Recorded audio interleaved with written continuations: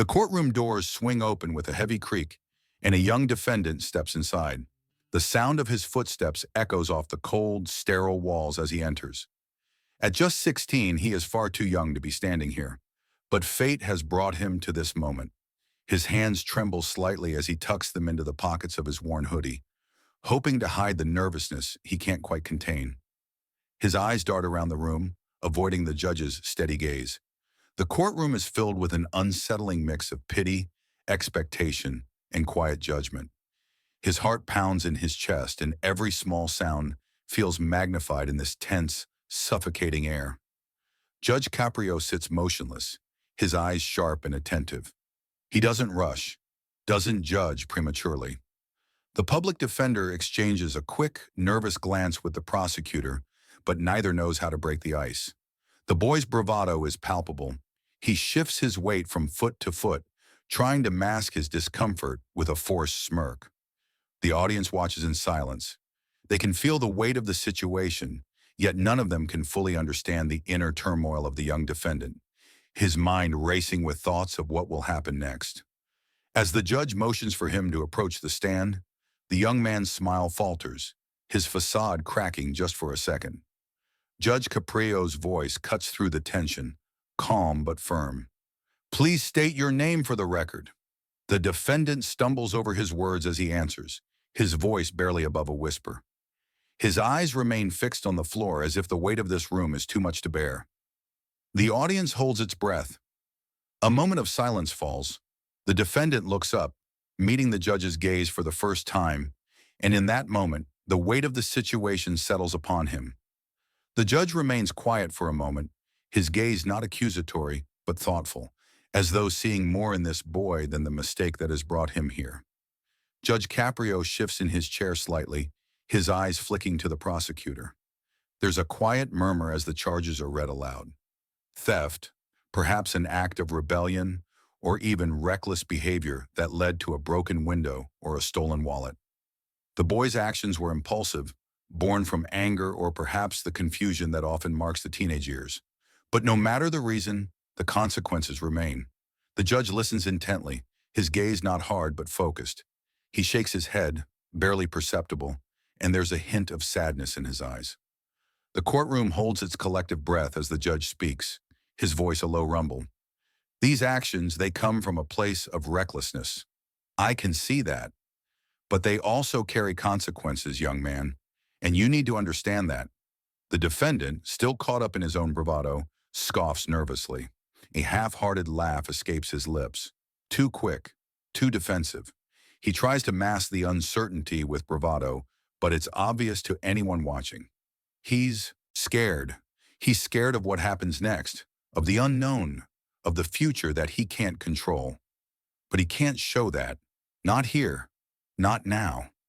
The judge's eyes narrow slightly, but not in anger. "You laugh," Judge Caprio says, his voice not harsh but full of disappointment. "But this is no laughing matter. What you do today will follow you. It will change you, whether you choose to acknowledge it or not." The young man's eyes flicker toward the floor again, his face losing its smugness. There is a moment of pause. The laughter fades away, replaced by a quiet, awkward stillness. The weight of his actions starts to sink in. A shift occurs in the courtroom. The tension seems to melt away, replaced by something else: understanding, empathy, and a quiet wisdom. Judge Caprio leans forward slightly, his tone softening, yet firm. He begins to speak, but now instead of judgment, there's a story. "I was once young too," the judge says, looking directly at the defendant. "I too made mistakes. We all do at some point." The defendant, initially defensive, begins to listen more intently. He's not used to being spoken to with such respect. But the judge's words aren't about excusing behavior. They're about understanding it. The judge continues, speaking of the choices he made when he was younger, how impulsive decisions led to consequences that shaped him. The courtroom falls into an attentive silence. The defendant's eyes now locked on the judge, his previous smirk long gone. The young man's posture shifts as he listens, a slight shift in his demeanor, a realization beginning to form. Judge Caprio doesn't raise his voice, but there's power in his calmness. The problem isn't that we make mistakes. It's what we do after. Will you learn from this, or will it define you? The defendant remains silent, his shoulders slumped, a visible internal struggle written across his face. The judge's words are not a reprimand, but a lesson, one that comes with the understanding that youth is fleeting, but the lessons learned in this court may last forever. There's a change in the air now. The defendant, his head bowed, no longer seems defiant but thoughtful. Judge Caprio leans back slightly, assessing the young man before addressing him once again. Young man, this moment does not have to define the rest of your life. We can make mistakes, but we can also make amends. I'm offering you a chance. A second chance, the judge says. His voice is firm, but the warmth in his words is undeniable. The defendant looks up, and for the first time, the walls around him seem to crumble.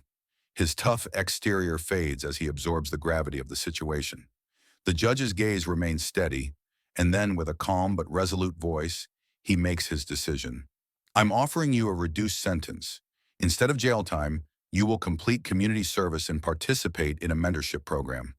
This is your chance to prove to yourself that you can do better. The defendant's eyes widen slightly, disbelief flashing across his face. A second chance, a real one. He wasn't expecting this, and for a moment, he's unsure of what to do with it. There's a pause. A heavy silence fills the room as the young man processes what's just been offered. His initial response is almost inaudible. Thank you. The words are simple, but they carry weight. For the first time, there's a genuine sense of gratitude in his voice. Judge Caprio nods once, a quiet acknowledgement. Make the most of it, he says softly, but with all the gravity of a man who has seen what happens when people fail to do so. As the young defendant leaves the courtroom, something has shifted in him. He walks more slowly now, less hurried, with his father standing just behind him. His father's face, which once showed signs of frustration and helplessness, now softens into something resembling pride. Judge Caprio watches them leave, the sound of their footsteps echoing in the hallway, and the gavel falls with a resounding click. The case is closed, but the story doesn't end here. Not for the defendant, not for anyone in that courtroom. The narrator's voice drifts in, soft but certain. One mistake doesn't define you. What you learn from it, that's what matters. The camera focuses on the father's face as he places a hand on his son's shoulder, a quiet gesture of reassurance and hope. The teenager, though still unsure of the future, now holds a glimpse of it in his hands, a future full of opportunity and redemption. And as the scene fades, the words of the judge linger. Make the most of it. If this story moved you, if you felt the weight of accountability and second chances, don't forget to subscribe for more stories where real justice meets real humanity.